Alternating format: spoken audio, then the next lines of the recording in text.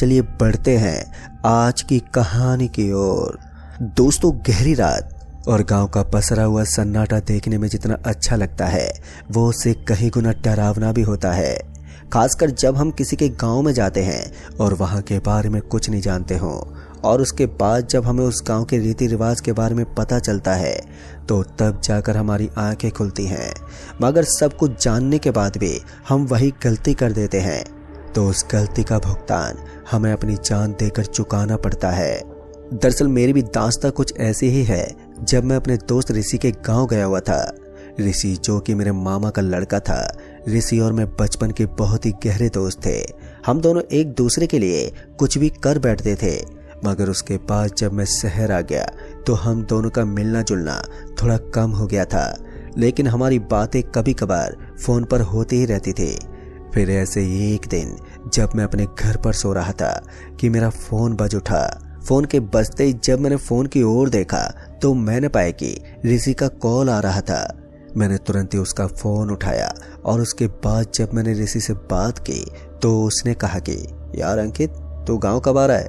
वैसे भी गांव में मेला लगने वाला है। ऋषि की सारी बातें सुनने के बाद मैंने उससे कह दिया कि ठीक है, मैं परसों तक गांव पहुंचता हूं। इतना कहकर मैंने फोन को कट कर दिया और उसके बाद गांव जाने की तैयारी शुरू कर दी।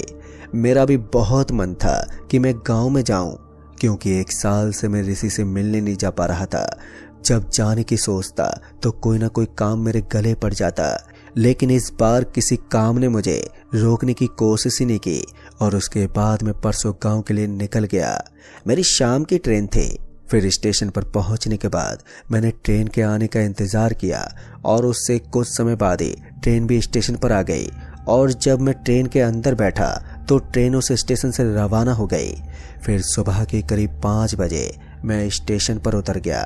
मैंने ऋषि को पहले ही कॉल कर दिया था और उसके कुछ देर बाद ही ऋषि भी अपनी बाइक को लेकर स्टेशन पर आ गया और उसके बाद हम गांव की ओर निकल पड़े। गांव पहुंचने के बाद मैं पूरे दिन गांव में घूमा और फिर जब रात हुई तो ऋषि ने अपने घर की छत पर खाट बिछाई। दरअसल ऋषि का घर गांव के हाईवे से सटा हुआ था, जो कि रात के वक्त एक अलग ही मजा देता था। गांव में तो लोग जल्दी सोना और जल्दी उठना पसंद करते हैं, इसलिए मैं और ऋषि कुछ देर बातें करने के बाद सो गए। लेकिन फिर रात के वक्त मेरी आंख किसी आवाज की वजह से खुली तो मैंने देखा कि वो आवाज एक बस की थी जो कि हाईवे पर रुकी थी। उस बस का रंग काला था। मुझे उस बस की हालत काफी ज्यादा खराब दिख रही थी और वो काफी पुरानी भी थी। लेकिन तभी वहां पर मैंने देखा कि एक औरत उस बस के पास आई और बस के गेट के पास खड़ी हो गई। लेकिन फिर उसी वक्त बस से 2 हाथ बाहर आए और उसके बाद उस औरत को पकड़ के बस के अंदर खींच लिया। और उसके बाद वो औरत बचाओ बचाओ चिल्लाने लगी, जिसे सुनकर मैंने सोचा कि जल्दी से मैं ऋषि को जगा देता हूँ। मगर ऋषि को जगाने से पहले ही वो बस वहां से चली गई। अब उस बस को वहां से जाता देख मैं थोड़ा सोच में पड़ गया कि आखिर वो बस उस औरत को कहां पर लेकर जा रही है। और तो और वो औरत भी इतनी रात गए उस बस के पास ही क्यों खड़ी थी। उस वक्त मैं चाहता तो ऋषि को उठा सकता था, लेकिन मैंने सोचा कि अब उसे उठाकर क्या फायदा, वैसे भी वो बस तो यहाँ से चली गई है। लेकिन फिर मैंने सोचा कि सुबह होते मैं इस बात का जिक्र ऋषि से जरूर करूंगा। और फिर उसके बाद मैं वापस से लेट गया और फिर मेरी आंख लग गई।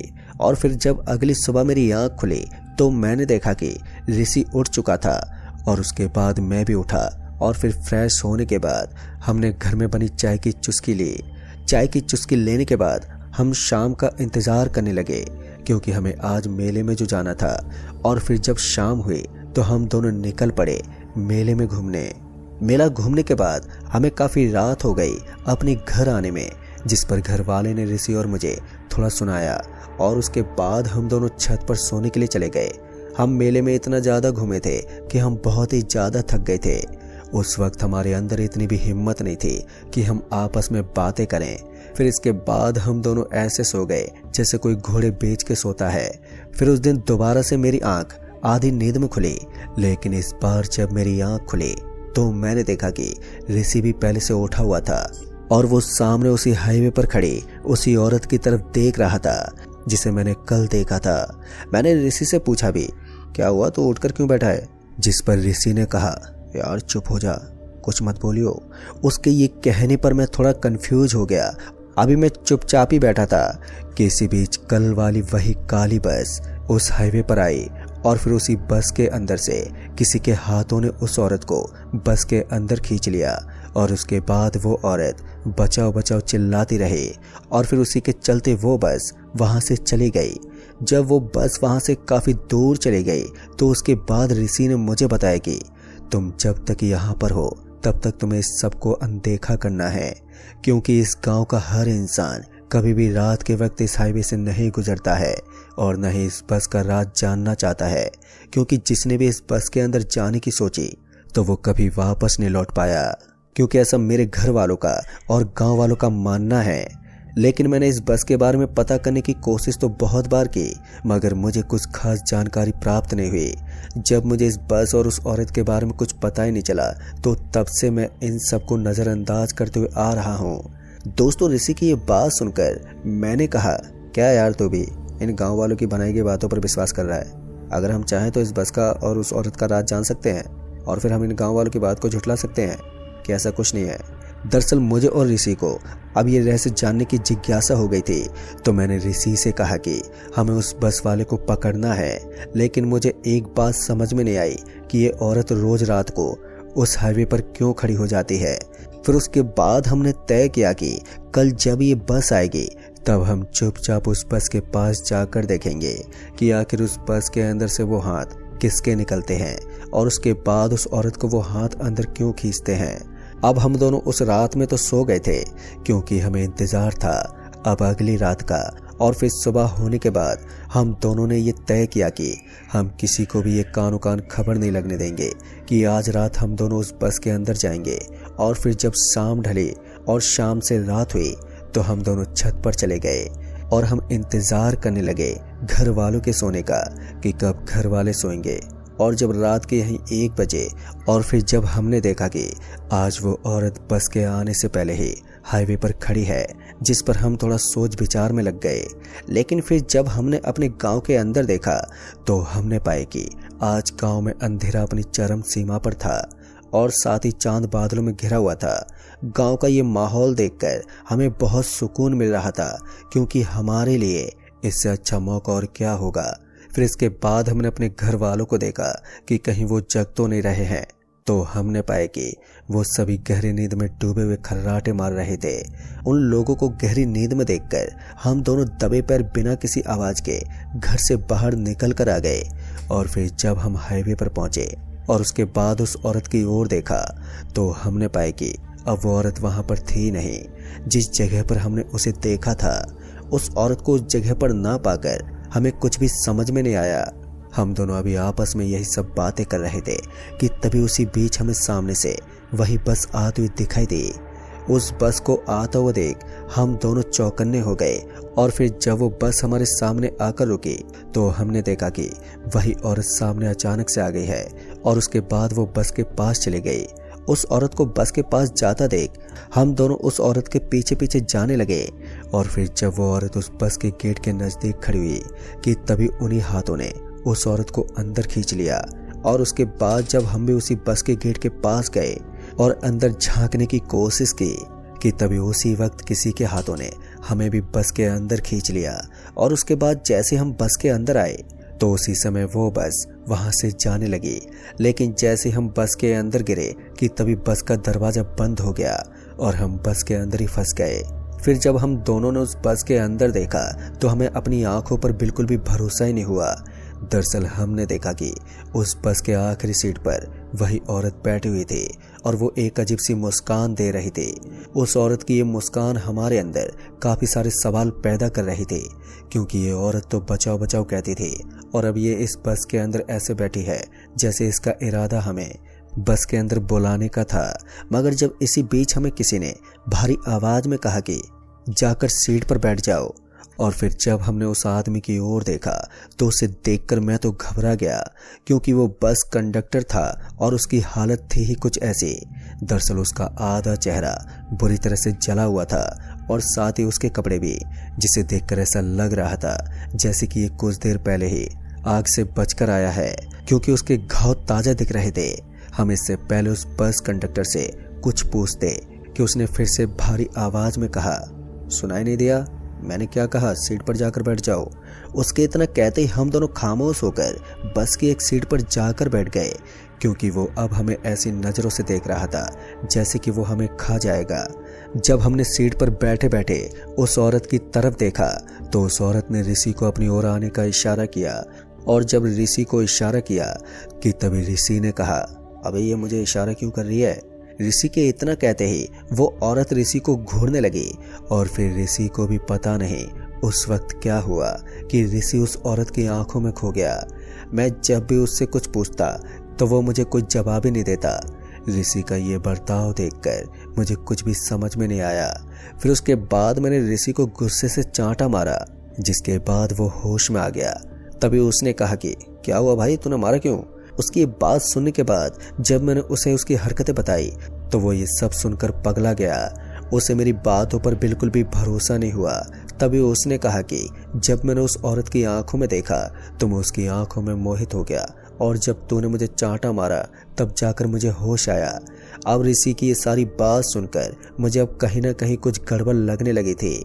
मैं ये तो समझ गया था कि अगर हम इस बस से नहीं उतरे तो शायद हमारे साथ वो होगा जो हम कभी सोच भी नहीं सकते। फिर मैंने और ऋषि ने ये सोचा कि अब जब भी बस कहीं भी रुके तो तभी हम बस से नीचे उतर जाएंगे। लेकिन हम इस बात से अनजान थे कि हम इस बस के अंदर अपनी मर्जी चला ही नहीं सकते। और फिर जब वो बस एक झटका खाकर रुकी तो हम दोनों फौरन ही सीट से उठे, और उसके बाद जैसे ही हम दोनों ने बस से बाहर उतरने की कोशिश की कि तभी वो बस कंडक्टर हमारे सामने आकर खड़ा हो गया, और उसने कहा कि कहाँ पर जा रहे हो तुम दोनों? अब इस बस से नहीं उतर सकते, क्योंकि अब तुम नहीं, तुम्हारी आत्मा इस बस से उतरेगी। उस कंडक्टर की ये बात सुनकर हमारे रोंगटे खड़े हो गए, और उसके बाद हमारे शरीर में कपकपी छूट गई।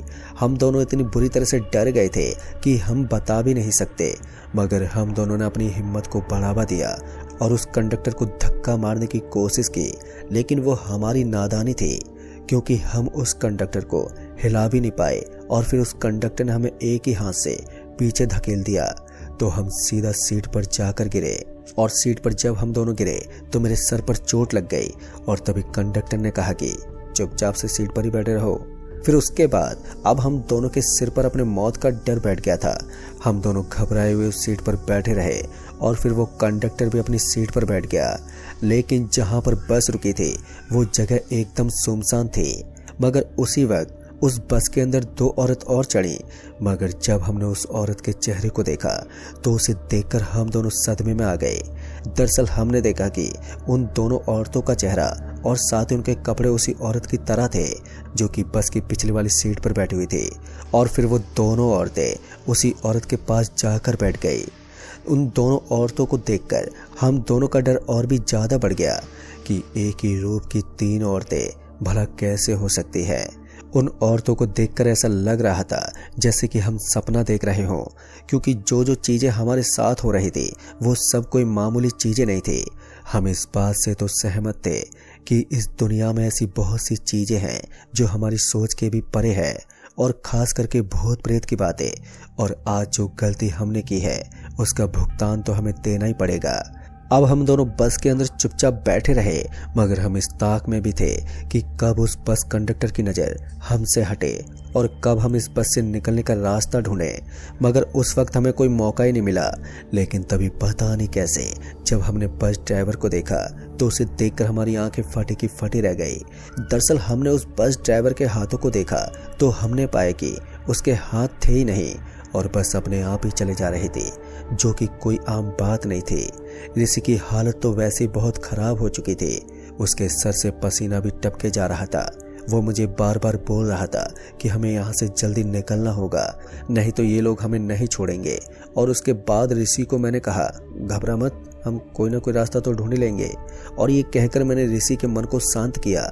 लेकिन फिर जब हमने उन औरतों की ओर देखा तो अब उन औरतों की शक्ल एक भयानक रूप में बदल गई। उनका चेहरा इतनी बुरी तरह से जला हुआ था जिसे देखकर हमारी डर की सीमा अब और भी ज्यादा बढ़ने लगी थी। जहां हम दोनों ने अपनी हिम्मत को कैसे भी करके बांध रखा था, तो अब वो हमारी हिम्मत भी टूट रही थी, क्योंकि ये सब दृश्य देखकर कोई भी इंसान खामोश नहीं बैठ सकता। और वो भी तब जाकर वो खुद अपनी आंखों से होता हुआ ना देख रहा हो। हम दोनों ने उस वक्त उन लोगों के सामने अपना डर जरा सा भी जाहिर नहीं होने दिया और उसके बाद हम बस के बाहर देखने लगे। लेकिन फिर इसी बीच वो बस कंडक्टर अपनी सीट से उठकर उन औरतों के पास जाने लगा। उस बस कंडक्टर को उन औरतों के पास जाता देख हम दोनों को इससे अच्छा मौका क्या ही मिलेगा। और उस वक्त बस का दरवाजा भी खुला हुआ था।